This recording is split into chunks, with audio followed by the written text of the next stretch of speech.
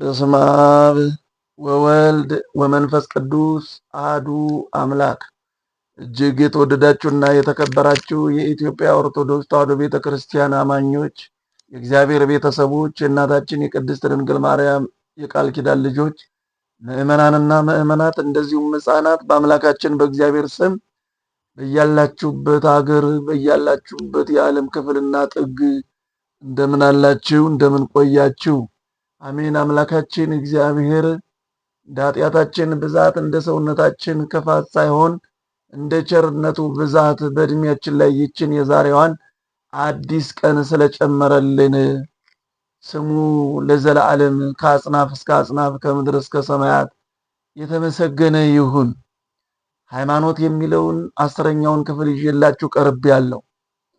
እስካሁን ሃይማኖት በሚል ርዕስ እየተማማርን 9ኛ ክፍል ደርሰናል። ዛሬ ደግሞ 10ኛውን ክፍል ይዤላችሁ ቀርቤያለሁ። 10ኛው ክፍል ሰው ያለ ሃይማኖት መኖር ይችላልን የሚል ነው። በዚህ ዓለም ያሉ ሕያዋን ፍጥረታት ያለ ኦክሲጂን መኖር እንደማይችሉ ሁሉ ሰውም ያለ ሃይማኖት መኖር አይችልም። ሃይማኖት ሳይኖረው ሕያው ነኝ ብሎ ሊያስብ ይችላል፣ ነገር ግን የሞተ ሊሆን ይችላል። ሃይማኖት ሳይኖረው ጻድቅ ነኝ ብሎ ሊያስብ ይችላል፣ ግን ኃጥእ ሊሆን ይችላል። ሃይማኖት ሳይኖረው መልካም ሰው ነኝ በጎ ሰው ነኝ ብሎ ሊያስብ ይችላል፣ ነገር ግን ሃይማኖት ከሌለው ክፉ ሰው በእግዚአብሔር ፊት ተቀባይነት የሌለው ሰው ሊሆን ይችላል እና ሃይማኖት ለሰው ልጅ እጅግ በጣም አስፈላጊ ነው። አንድ ፈላስፋ ሰው ሆይ ሃይማኖት ከሌላቸው ሰዎች ተጠንቀቅ፣ ምናልባት ካገኙ ወይም ካገኛቸው እነዚህ ሃይማኖት የሌላቸው ሰዎች ከአውሬ በእጅጉ የከፉ ናቸውና ቶሎ ብለህ ከነርሱ አምልጥ ይላል። ሃይማኖት የሌላቸው ሰዎች ለሌሎችም አስቸጋሪዎች ናቸው፣ ለራሳቸውም በጣም አደገኛ ነገር ውስጥ ናቸው ያሉት።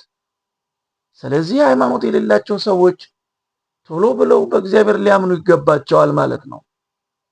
ያመነ የተጠመቀ ይድናል፣ ያላመነ ግን ይፈረድበታል አለ መድኃኒታችን ኢየሱስ ክርስቶስ በወንጌለ ማርቆስ ምዕራፍ 16 ቁጥር 16 ላይ ያመነ የተጠመቀ ይድናል፣ ያላመነ ደግሞ ይፈረድበታል።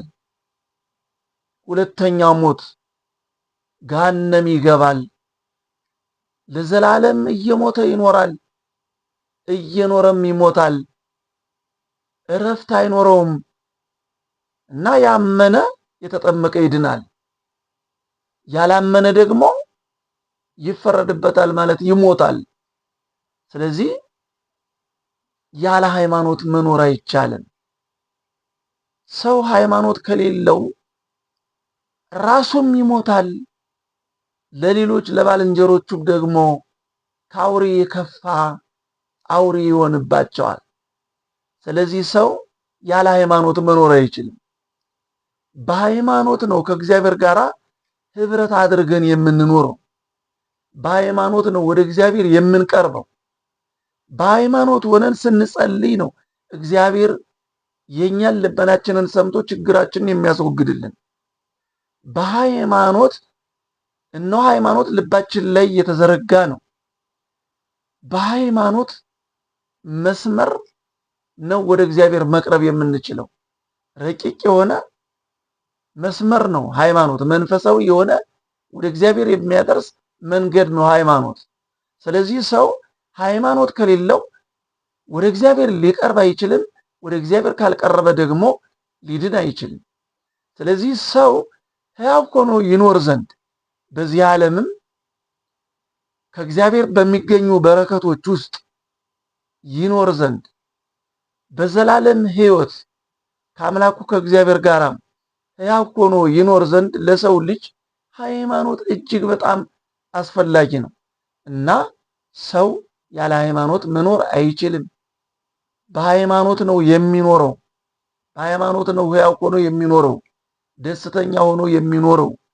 የእግዚአብሔርን እርዳታ፣ የመላእክትን ጥበቃ፣ የመላእክትን ተራዳይነት፣ የጻድቃን የቅዱሳንን አማላጅነት በእግዚአብሔር ፈቃድ ማግኘት የሚችለው ሰው ሃይማኖት ሲኖረው ነው። ስለዚህ ሰው ያለ ሃይማኖት አይኖርም። እስከዚህ ያስተማረን አምላካችን እግዚአብሔር ስሙ የተመሰገነ ይሁን። ስብሐት ለአብ፣ ስብሐት ለወልድ፣ ስብሐት ለመንፈስ ቅዱስ አሐዱ አምላክ አሜን። ይቆየን። በያላችሁበት እግዚአብሔር ይባርካችሁ።